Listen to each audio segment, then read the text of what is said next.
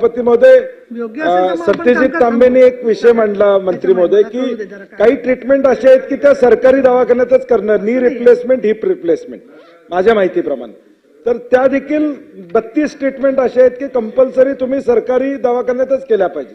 ते तुम्ही का वाढवत नाही हा आमचा प्रश्न आहे.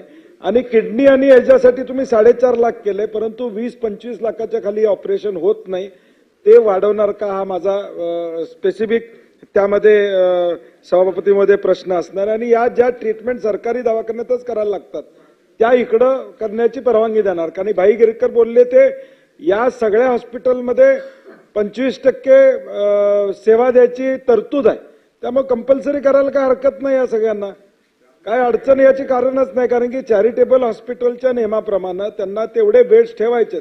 त्यामुळे जे हॉस्पिटल्स मुंबई, पुणे किंवा या ठिकाणी नसतील या योजनेमध्ये त्याची यादी करून त्यांना समाविष्ट करण्यासंदर्भात धोरण घेणार का.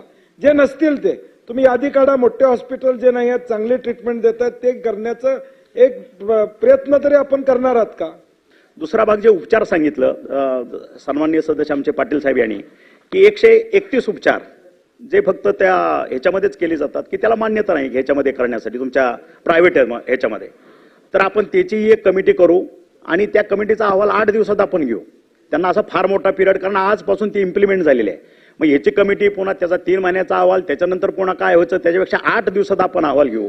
आणि हे 131 उपचार सुद्धा आपल्या सर्व हॉस्पिटलमध्ये प्रायव्हेट आणि शासकीय ह्याच्यामध्ये करण्यासाठी आपण योग्य तो पॉझिटिव्ह निर्णय घेऊ.